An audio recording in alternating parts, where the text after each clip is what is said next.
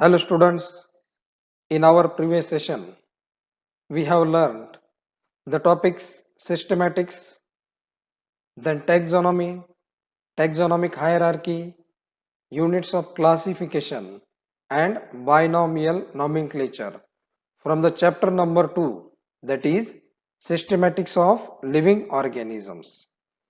In this session, we are going to learn about the five kingdom system of classification. Initially, Carl Linnaeus classified the living organisms into two categories.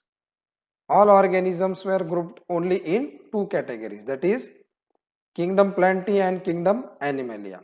But later on, a scientist called as R.H. Whitaker in the year 1969 classified the living organisms into five kingdoms. The first kingdom is kingdom Monera.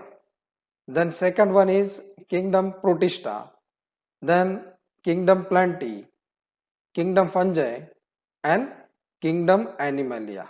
So R.H. Whitaker classified by studying the different characteristics of organism into five kingdom system.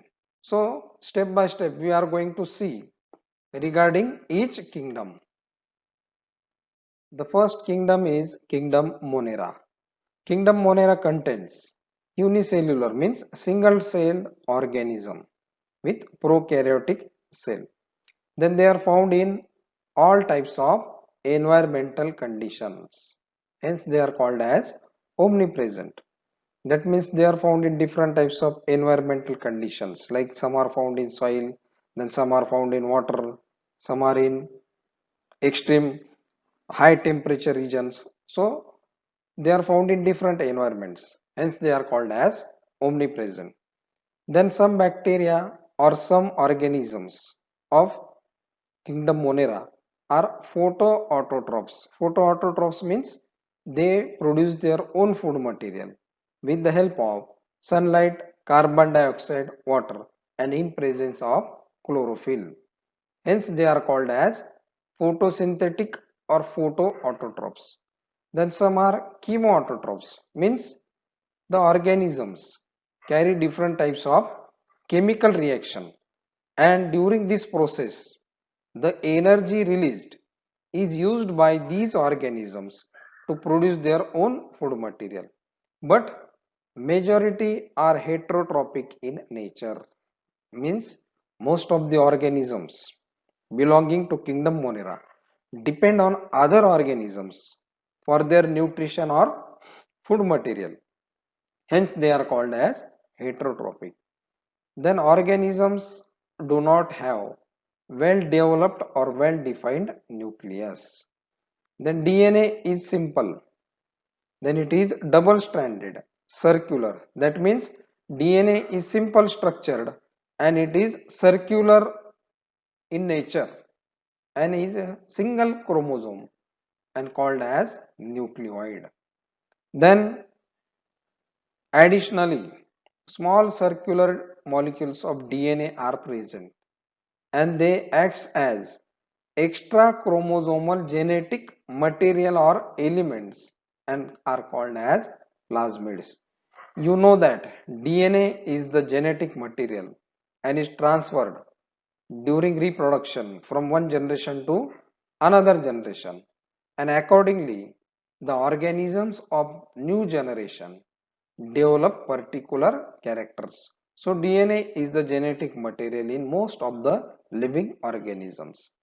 Then the cell wall of organism is made up of a substance called as peptidoglycan, or it is also called as murin. Then membrane bound cell organelles like mitochondria, chloroplast, endoplasmic reticulum are absent. So these different types of cell organelles are absent in all prokaryotic organisms. Then ribosomes are present and they are smaller in size and are of 70S type. Then the mode or method of reproduction in Monera is asexual. That means there is no fusion of male gamete with female gamete, or it occurs with the help of binary fission. In binary fission, single cell divides into two cells. Or budding. In budding, a single cell develops a bud-like structure or a smaller cell is produced. Then this smaller cell gets mature and gets separated from the parent cell. Such method is called as budding. Then sexual reproduction occurs or takes place by conjugation method. In conjugation method, the two unicellular organisms get attached to each other and they exchange their genetic material and newly organisms are produced. Then morphologically, bacteria are categorized or classified into four groups depending upon their shape. So here we can see the spherical shaped bacteria are called as coccus. Then oval bacteria are called as Coccobacillus. Then the comma shaped or kidney shaped bacteria are called as Vibrio. Then rod shaped bacteria are called as Bacillus. Then spiral bacteria may be Spirillum or they may be Spirochaete. Spirochaete are more harmful than these Spirillum bacteria. So they are coiled like a spring. Hence they are called as Spirillum or some are called as Spirochaete. So depending upon the shape, bacteria are of different types. On the basis of evolution, now you know that evolution is a process in which gradual changes occur in living organism. So on the basis of their evolution, bacteria are classified into archaebacteria and eubacteria. The first type is archaebacteria. Now these bacteria are mostly found in extreme environments. That means they are found in different environmental conditions like high temperature, then different types of regions. Hence, they are called as extremophiles. Such bacteria are called as extremophiles. Then these bacteria are found in different places or variety of places like volcanic craters. Volcanic craters means the region where volcanic eruption occurs and the temperature is very high. Then some are found in salt water or salty lakes. Then some are found in hot water. Hot water springs are present in different regions. So in such hot water springs, these bacteria are also found. Then they can withstand or survive in very adverse or severe condition. So such bacteria can survive in different conditions. That means very low temperature, very high temperature, very salty water. So such bacteria can survive in different types of severe conditions. Then these bacteria can withstand high salinities. High salinities means the water is extremely salty or very salty in nature and they can be found in such saline water and they can live there. Hence, they are also called as halophiles. While some bacteria which withstand extreme or high temperature, they can live in very high temperature conditions. Such bacteria are called as thermophiles. Then common example of these bacteria is methanogenic bacteria, which is found in the gut. Gut means the digestive system of the ruminants like cows and buffaloes. So these bacteria or methanogenic bacteria can be used to produce biogas. In biogas plant we see that cow dung or different kinds of raw materials are used and here the methanogenic bacteria produce biogas or methane gas. So they can be found in different environmental conditions. Then they are found in the digestive system of cows and buffaloes. So these bacteria help in the production of methane in biogas plants. Now the second type of bacteria is eubacteria. Eubacteria are also called as true bacteria. Now these eubacteria shows presence of a substance called as peptidoglycan in their cell wall. Then eubacteria are autotrophs. Autotrophs means produce their own food material, and are heterotrophs means they are dependent on other organisms for their food or nutrition.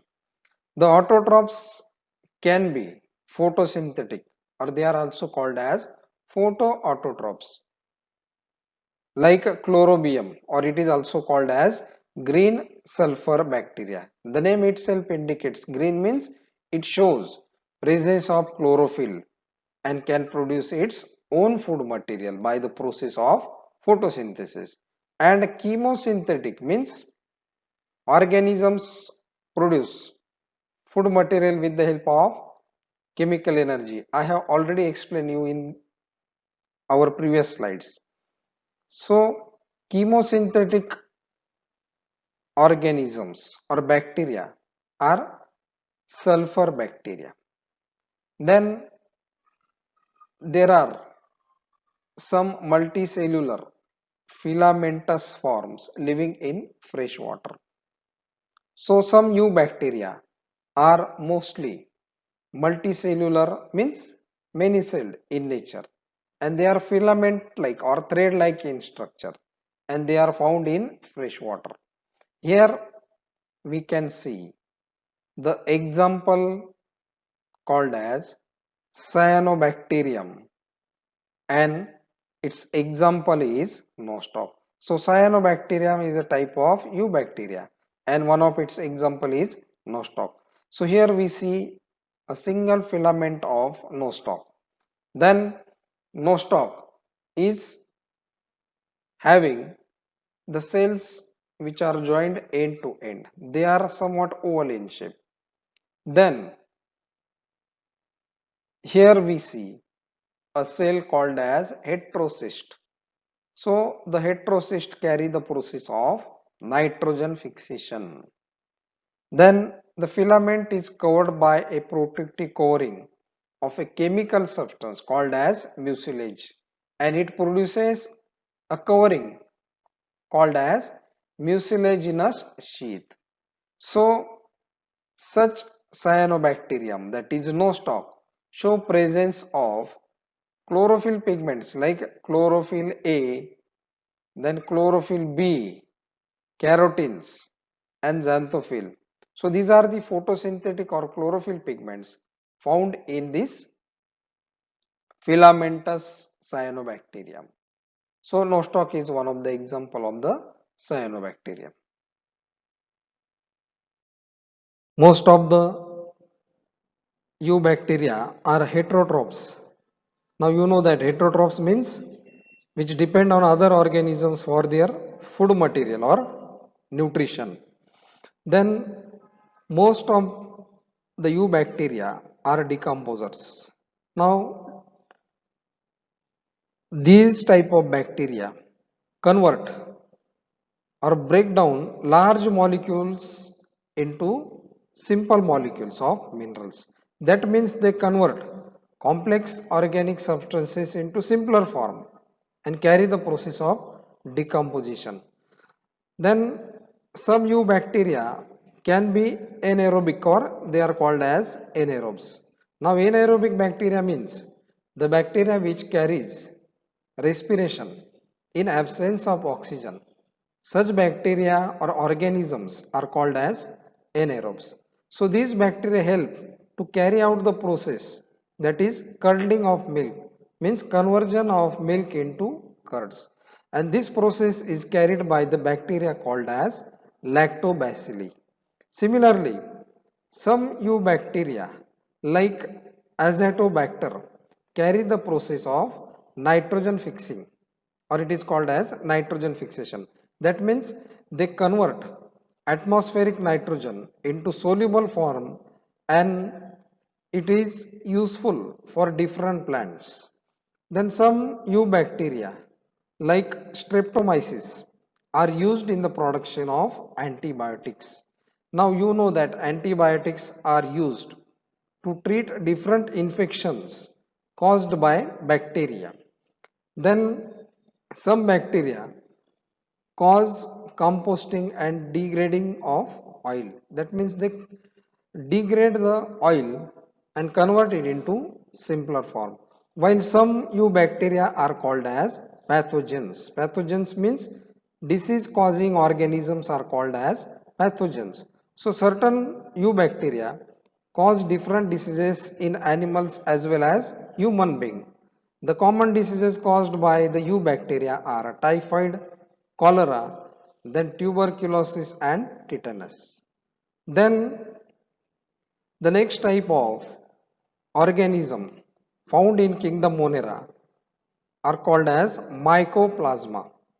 Now mycoplasma means these are the bacteria which show absence of cell wall, and they are the smallest of all the living forms. That means they are the smallest organisms and they show absence of cell walls, and many of them are pathogenic. That means they cause diseases in animals as well as human beings. Due to the absence of the cell wall, they are found resistant to common antibiotics. So due to the absence of the cell wall, these mycoplasma are resistant to antibiotics. That means there is no effect of these antibiotics. And the diseases caused by mycoplasma are generally respiratory diseases. So this is the one of the form of Monera. Now the second kingdom is called as Kingdom Protista. Kingdom Protista or this group include all the organisms which are unicellular, but they show presence of eukaryotic cell structure. Hence they are called as eukaryotic organisms. Now you know that eukaryotic organisms are those which show presence of eukaryotic cell structure. That means nucleus is well developed, membrane bound cell organelles like mitochondria, then Golgi complex are present. And these organisms show link with all eukaryotic kingdoms like plantae, fungi and animalia. Means the kingdom Protista and its organism show link to the different types of kingdoms like plantae, fungi and animalia. So we will see the types of Protista. The first one is plant-like Protista. Now plant-like Protista means they show the characters like the plants, and they are also called as chrysophytes or called as phytoplanktons. Then the plant-like Protista are microscopic and mostly they are photosynthetic. That means they produce their own food material with the help of photosynthesis and are major producers in the ocean. Now producers means the organisms which produce food material are called as producers, and these organisms are aquatic and mostly found in the oceans, and they are called as diatoms. Now, diatoms have the body wall made up of two soap box like fitting silica covers. Now, here in the diagram, we see different shapes and forms of diatoms. They are spherical, then some are elongated or rod like, then some are triangular in shape, that is somewhat triangular in shape, and they show presence of soap box like fitting covers which are made up of silica. Now you know that soap box consists of a base and on the top there is cover, and both these fit into each other. So such body wall in diatoms is made up of two soap box like silica covers. Then the term diatomaceous earth is nothing but these shells left behind for so many years. That means the silica remains or the coverings are left behind by these diatoms, and they are found in the ocean and they get deposited at the bed of the ocean, and such structure formed is called as diatomaceous earth. So diatoms are the plant like protista. Now the second type of organisms in kingdom protista are animal like protista. Means these organisms show animal like characters and are also called as protozoans. Then the animal like protista show absence or lack of cell wall. Then they are heterotrophs and are animal like forms. Now heterotrophs means they are dependent on other organisms for their nutrition or food material. Then amoeboid protozoans have pseudopodia as locomotory organs. Now you know that amoeba is one of the animal like protista, and it is uneven in shape. That means it does not have any definite shape, and it has pseudopodia for locomotion or for traveling. Then it is a free living, but the another example, that is entamoeba, is endoparasite and causes amoebiosis or amoebic dysentery. So entamoeba is a type of amoeba or form of amoeba which is endoparasite. Endoparasite means which enters inside the body and causes infection, and the disease caused is amoebic dysentery. Then some protozoans show flagellated, or they are flagellated means they show presence of flagella as a locomotory organs for the locomotion. Then trypanosoma is a common flagellated pathogen which causes sleeping sickness. So trypanosoma is one of the protozoa which show presence of flagella for locomotion and causes the disease, that is sleeping sickness. Now pathogen, you know that pathogen means disease causing organisms. Then paramecium. Paramecium is one of the form of protozoa which is ciliated, or it is a ciliate protozoan having cilia for locomotion. Now paramecium is a ciliated protozoan. Here we can see the structure of paramecium. Then it shows small hair-like structures. These are called as cilia and they are used for the process of locomotion. Then it is unicellular. It shows presence of cell cytoplasm, then anal pore for excretion, then food vacuole is present, then nucleus is of two types. That means micro means small nucleus is present, and next to the small nucleus macronucleus, that is large nucleus is present.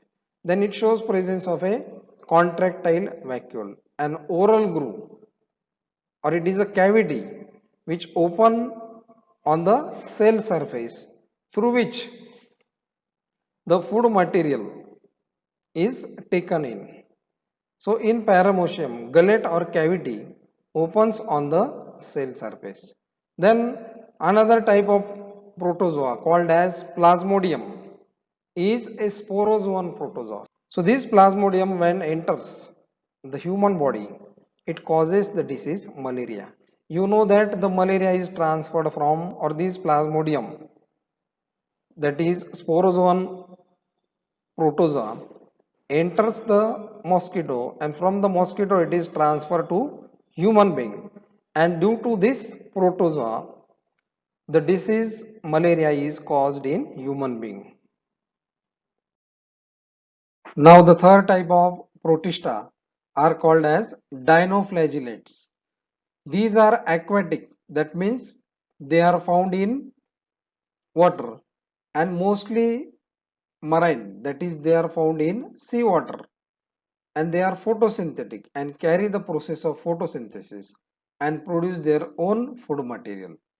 Then the cell wall is made up of a substance called as cellulose. The dinoflagellates possess a pair of flagella with the help of which they can carry the process of locomotion. That means they can move from one place to another place due to the presence of flagella. Then dinoflagellates have photosynthetic pigments. They may be yellow, green, brown, blue, and red. Then Guanulux is one of the dinoflagellate that is responsible for the famous red tide, and it makes the sea appear as red. So Guanulux are the common examples of dinoflagellates. Here we can see the ventral view of Guanulux, as well as here we can see the dorsal view. Now here the pointed apex is called as apical horn. Then there are two parts. The upper part from here to here is called as epitheca. Then lower part is called as hypotheca. This portion is called as hypotheca. And a small constriction or groove is developed. It is called as cingulum. Then at the center we see a pore. It is called as flagellar pore. From this flagellar pore, flagella are developed. Here we can see the first flagella, then here is the second flagella. So Guanulux show presence of two flagella. Then at the base, here these are the two and they are called as horns or anatomical horns. And on the upper side, that is at this portion, the dorsal view shows plates which are attached to each other. So Guanulux is a dinoflagellate, is found in seawater. Then the fourth type of protista are called as fungus-like or fungi-like protista. They are commonly from the group that is myxomycetes. So they form a group. It is called as myxomycetes. Then these are saprophytic organisms found on decaying leaves. That means heterotrophic mode of nutrition is of three types. The first one is parasitic, then saprophytic and holozoic mode of nutrition.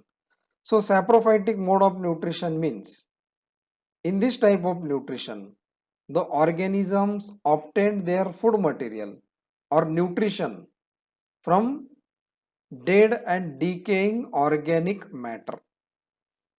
So such organisms are called as saprophytic.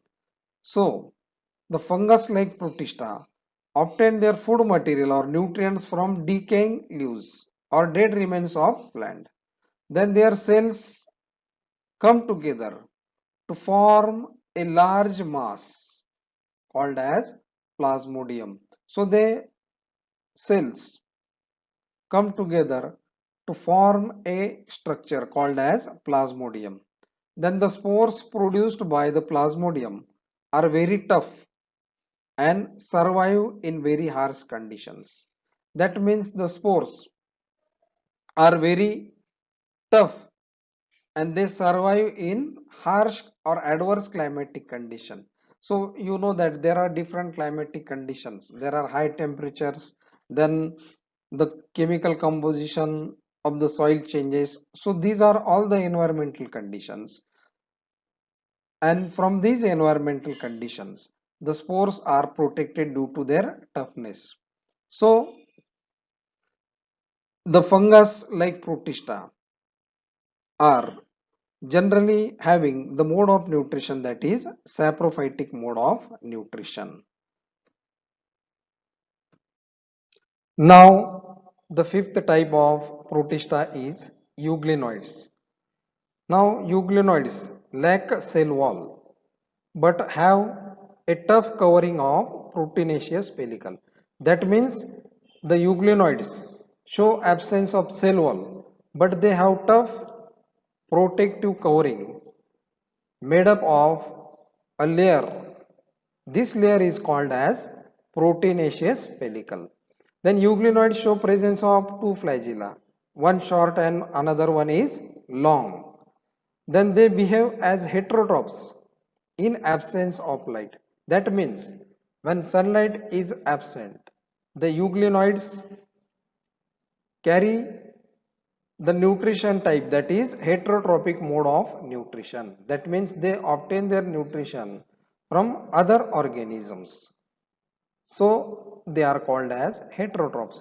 But when the light or sunlight is present, they carry the process of photosynthesis as they show or possess photosynthetic or chlorophyll pigments and act similar to that of plants. So in absence of sunlight, they are heterotrophic in mode of nutrition, while in presence of sunlight, they are photosynthetically autotrophic in mode of nutrition.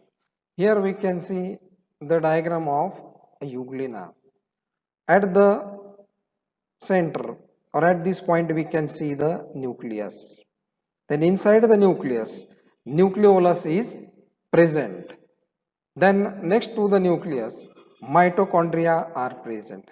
Mitochondria are used for the process of respiration. Then euglena show presence of chloroplast or chlorophyll pigments are present. So which they can utilize when light is present for the process of photosynthesis. Then euglena shows presence of flagella. Then at the base it shows presence of photoreceptor. Photoreceptors are meant for absorbing light for the process of photosynthesis. Then it shows presence of contractile vacuole. Then Golgi complex or Golgi apparatus is also present. Next to the Golgi complex, endoplasmic reticulum is present and it shows storage of food material in the form of carbohydrate. So euglenoids show both plant-like as well as animal-like character.